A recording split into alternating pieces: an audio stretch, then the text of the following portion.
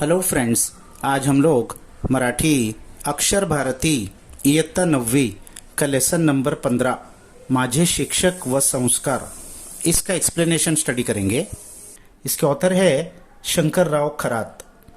तो इस लेसन में क्या है, विद्यार्थी दशेत शिक्षकांकडून केल्या जाणाऱ्या संस्कारांचे महत्त्व प्रस्तुत पाठातून लेखकांनी व्यक्त केले आहे। विद्यार्थी दशा यानी स्टूडेंट लाइफ में शिक्षकांकडून टीचर्स की तरफ से केल्या जाणाऱ्या संस्कारांचे महत्व, टीचर्स की तरफ से जो बच्चों को स्टूडेंट्स को संस्कार मिलते हैं, मॉरल्स, वैल्यूज, डिसिप्लिन, उसकी क्या इम्पोर्टेंस है वो इस लेसन में लेखक ने समझाया है।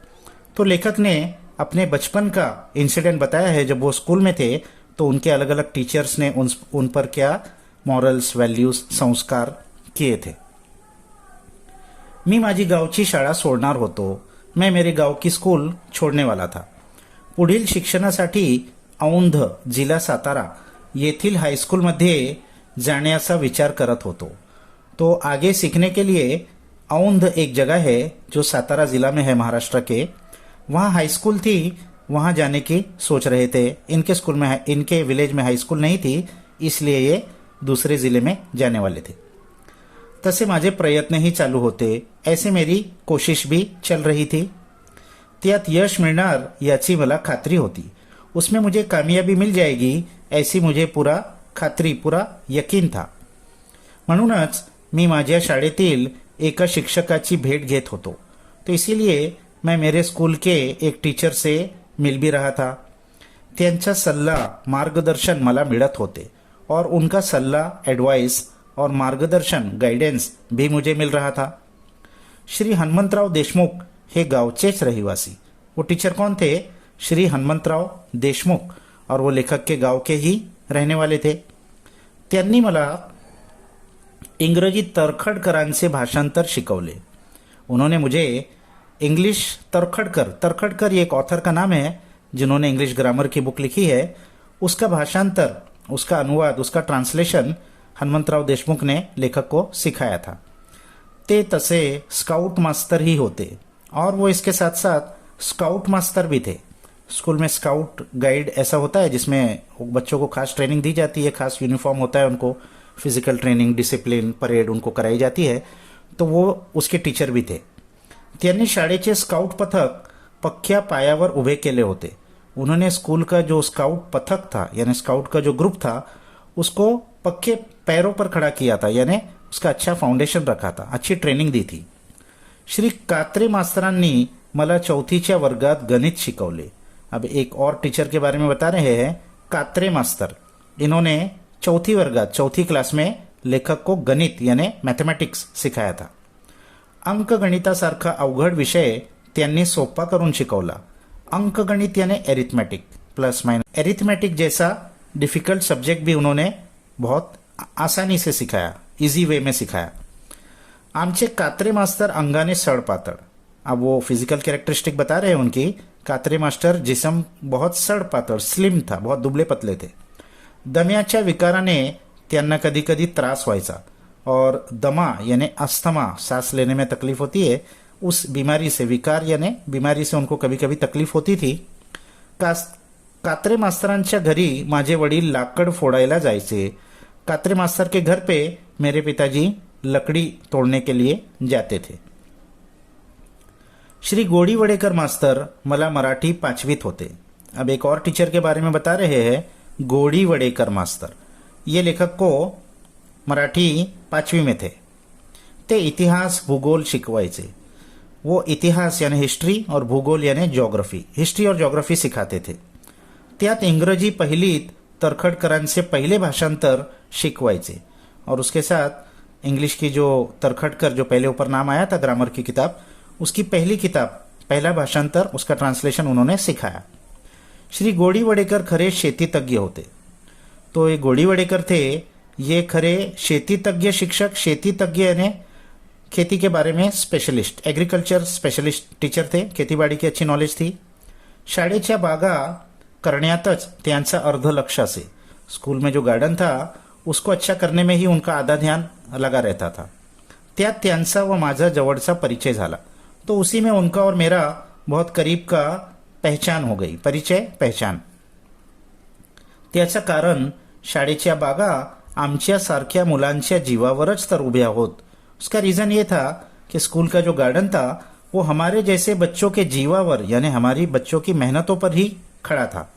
आम्ही मुलं वयानं तसंच हाडापिंडानं मोठाळ, कष्टाच्या कामाला खणखर. तो हम बच्चे वय यानी उम्र से भी और हाडापिंडाने हड्डी पसली से भी मोठाड़ बड़े थे. कष्टाच्या कामाला कणखर और मेहनत के काम के लिए हम बहुत कणखर टफ थे, मेहनती थे. शाळेची गावच्या ओढ्या काठची बाग ही खरे तर आम्हा मुलांच्या जीवावर चांगली फुललेली. तो स्कूल के गांव में एक ओढ़ा यानी स्ट्रीम होता है छोटा सा, उसका काट, उसका बैंक पे जो एक बाग था, यानी गांव इनके जो स्कूल है उसके एक साइड में एक छोटी सी नदी जाती थी और उसके किनारे पर एक बाग बनाया था. तो आम्हा मुलांच्या जीवावर चांगली फुललेली वो बाग हम बच्चों के मेहनत की वजह से अच्छा फुला हुआ था. उभी असे खड़ा था वो बाग.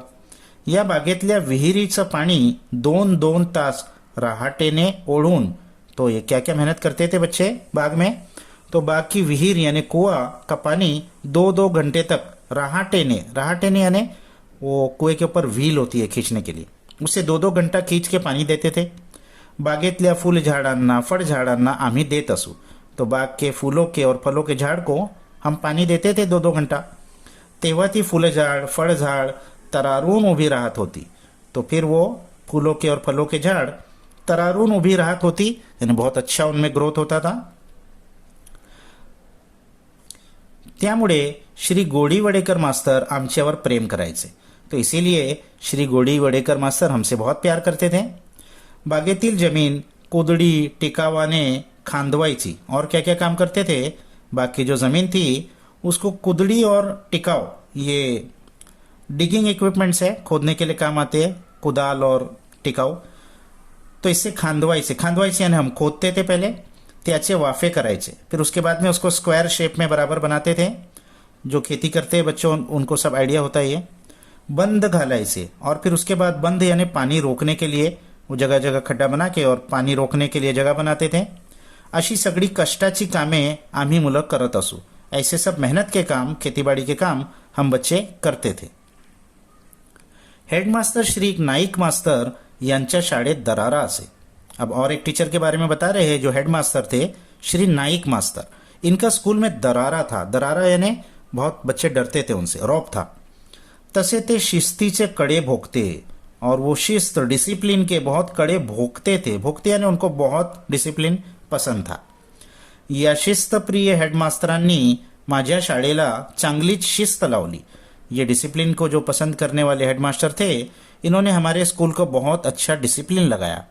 शाळेची दुसरी घंटा होताच ते हातात छडी घेऊन शाळेच्या दारात थांबत. स्कूल की दूसरी घंटी बजती थी तो वो छड़ी लेकर स्कूल के दरवाजे पर खड़े हो जाते थे. अशा शिस्तीत मग कोण उशिरा येईल, इतना डिसिप्लिन होगा तो कौन लेट आएगा, असा त्यांचा दरारा, ऐसा उनका डर, ऐसा उनका दबदबा था. श्री नाईक हे मला इंग्रजी 4थीत इंग्रजी आणि इतिहास शिकवत. तो श्री नाइक जो टीचर थे ये 4थी में इनको इंग्रजी, इंग्लिश और इतिहास, हिस्ट्री सिखाते थे. त्यात इंग्रजीचे रेन मार्टिनचे ग्रामर ते आवडीने शिकवत और उसमें इंग्लिश का रेन एंड मार्टिन, ये बहुत फेमस इंग्लिश की ग्रामर की किताब है, ये बहुत आवडीने, बहुत उनको पसंद था ये सिखाना, सिखाते थे बहुत अच्छे से. ते सदानकदा विद्यार्थ्यांना समुपदेश करत. वो सदानकदा यानी फ्रीक्वेंटली स्टूडेंट्स को समुपदेश, गाइडेंस करते थे. श्री रायगावकर मास्तरांसारखे ते कधीही इतर सार्वजनिक कार्यात पडत नसत. एक दूसरे टीचर थे श्री रायगावकर, वो बहुत समाज कार्य करते थे. लेकिन ये जो नायक सर थे, ये रायगावकर मास्टर के जैसा कभी भी कोई दूसरे सार्वजनिक कार्य यानी दूसरा कोई एक्स्ट्रा करिकुलर एक्टिविटीज में नहीं पढ़ते थे. उनका फोकस सिर्फ पढ़ाई के ऊपर, डिसिप्लिन के ऊपर था. आपण बरं आणि आपली शाळा बरी, मैं और मेरी स्कूल, बस इसके अलावा उनको कुछ नहीं सोचता था. हेच त्यांचं कार्य, यही उनका काम था. त्यामुळे त्यांनी शाळेला शिस्त आणली. लेकिन इसी वजह से उन्होंने स्कूल में डिसिप्लिन लेकर आया था आणि परीक्षेच्या निकालाच्या दृष्टीने त्यांनी शाळेची चांगली प्रगति केली और एग्जाम के रिजल्ट के नजरिए से भी उन्होंने स्कूल की अच्छी प्रोग्रेस की थी। यानी उनके अंडर में डिसिप्लिन और स्कूल का रिजल्ट ये बहुत अच्छा आता था। औंधला शिकायला जाणार म्हणून मी श्री नायक मास्तरांना भेटलो। तो औंध में सीखने के लिए जाना था मुझे, इसलिए मैं श्री नायक मास्तर से मिला। त्यांनी मला योग्य असं मार्गदर्शन केलं। उन्होंने मुझे सुटेबल ऐसा गाइडेंस किया। शाळेत असतानाही त्यांचं माझ्यावर लक्ष होतं। स्कूल में पढ़ते वक्त भी उनका मेरे ऊपर ध्यान रहता था। शिस्तीच्या दृष्टीने कसं वागावे, वो क्या क्या बताते थे, डिसिप्लिन के नजरिए से कैसा बिहेव करना चाहिए, जीवनात आपली प्रगती कशी करून घ्यावी, जिंदगी में अपना प्रोग्रेस कैसे करना चाहिए, या बाबतीत त्यांनी केलेला हितोपदेश मी कधीच विसरू शकत नाही। इस बारे में उनका किया हुआ हितोपदेश काउंसलिंग मैं कभी भी भूल नहीं सकता। श्री रायगावकर, देशपांडे या शिक्षकांनी तर मला संस्कार दृष्ट्या फारच उपकृत करून ठेवले आहे। श्री रायगावकर और देशपांडे इन टीचर्स ने तो मुझे संस्कार की दृष्टि से, मॉरल्स, वैल्यूज, डिसिप्लिन की दृष्टि से बहुत ज्यादा उपकृत करून ठेवले आहे। बहुत ज्यादा एहसानमंद हूं मैं उनका, आभारी हूं। कसे ते एक दोन प्रसंग येथे उद्धृत करून स्पष्ट करतो। तो कैसे, तो एक दो इंसिडेंट्स उनके साथ मेरे जो हुए उसको मैं उद्धृत यानी एग्जाम्पल करके, उसका उल्लेख करके मैं क्लियर करता हूं कैसा उन्होंने मुझे डिसिप्लिन सिखाया। तो पहला, कुस्ती सारख्या खेळात सुद्धा जात पात मानली जात असे। कुश्ती के खेल में भी जात पात मानी जाती थी, पुराने जमाने की बात है। आमच्या गावात ही आम्ही मुलांसाठी वेगळी तालीम होती। हमारे गांव में भी हम बच्चों के लिए अलग तालीम होती थी, यानी ये छोटी जात के थे इसके लिए। लहानपणी मी बऱ्यापैकी कुस्त्या करत असे। बचपन में मैं बहुत कुश्ती करता था। हंगामात कुस्त्या करून मी कधी खोबरे, तर कधी नारळ, तर कधी एखाद्या रुपयापर्यंत इनामे मिळवली आहेत। हंगाम यानी सीजन में, कुश्ती के सीजन में कुश्ती करके मैं छोटे मोटे प्राइजेस जीत लेता था। जैसे कभी खोबरे, नारियल का एक टुकड़ा, तर कधी नारळ, कभी अख्खा नारियल, तर कधी एखाद्या रुपयापर्यंत, और कभी कभी 1 रुपये तक इनाम भी, क्योंकि थोड़ा पुराने जमाने का है तो 1 रुपया उस जमाने में ब्रिटिश के टाइम का है, बड़ी अमाउंट होती थी। एक पटका सुद्धा एकदा मिळाल्याचे आठवते। एक बार तो एक पटका यानी फेटा, सर पे बांधने का जो फेटा होता है, वो भी इनाम में मुझे मिला था, ऐसा मुझे याद आता है। असाच बाहेरगावी मी कुस्त्यांचा फड पाहायला गेलो होतो। तो ऐसे ही अपने गांव के बाहर मैं कुश्ती का फड यानी कुश्ती का मुकाबला, वो मिट्टी का अखाड़ा होता है जिसमें मुकाबला होता है, तो वहां मैं देखने के लिए गया था। तेथे एका थोराड मुलाला याला जोड म्हणून फळात फिरवत होतो। तो वहां एक थोराड मुला, थोराड यानी बहुत वेल बिल्ट स्ट्रांग बच्चा था, और उसको लेकर वो फड़ के अंदर अखाड़े में घुमा रहे थे और कह रहे थे याला जोड़, इससे कोई मुकाबला करने वाला है, इसका कोई जोड़ है जो इससे मुकाबला करे, ऐसा उसको फिरा रहे थे। 2 राउंड मारूनही त्याला कोणी जोड़ उभा राहिला नहीं। 2 राउंड मारने के बाद भी उसके सामने लड़ने के लिए कोई तैयार हुआ नहीं, कोई खड़ा नहीं हुआ, सब डर रहे थे, वो बहुत स्ट्रांग था। तेव्हा आमच्यातला एक म्हणाला, तो हमारे में से एक ने कहा, शंकर्या उठतोस का? शंकर, तू उठता है क्या? धरतोस का कुश्ती त्या गड्याबरोबर? तू करता है मुकाबला इस गड़ी के साथ? गड़ी यानी इस लड़के के साथ तू मुकाबला करेगा?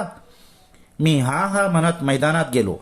मैंने भी हा कहकर मैं मैदान में गया आणि लढत करण्याची तयारी दर्शवली, और इससे लड़ने के लिए मैं तैयार हूं ऐसा मैंने दिखाया। पण मला कुणीतरी ओळखले आणि हटकले, लेकिन मुझे किसी ने पहचान लिया और वहां से हटा दिया उनकी छोटी जात की वजह से। मी हिरमुसला होऊन माघारी गेलो, तो मैं हिरमुसला बहुत निराश होकर मैं पीछे हट गया। हा प्रसंग माझ्या मनाला लागला। हे ओळखून रायगावकरांनी माझी समजूत घातली। ये वाक्य मेरे दिल में लग गया, मुझे बहुत दुख हुआ। ये पहचान लिया, और रायगावकर सर जो थे उन्होंने मुझे कंसोल किया, समझाया। म्हणाले और कहा, अरे समाज अजून निद्रिस्त आहे, अरे समाज अभी निद्रिस्त है, सो रहा है। खेळात मैदानात जात न पाहता कौशल्य पाहावे, हे अजून त्याला नीट समजले नाही। अरे खेल के मैदान में जात पात नहीं देखते हुए कौशल्य स्किल देखना चाहिए, ये अभी उसको अच्छे से समझ में नहीं आया है. पण एक दिवस असा येईल की, लेकिन एक दिन ऐसा जरूर आएगा, हे सारे नष्ट होईल, ये सब खत्म हो जाएगा, जात पात ऊंच नीच.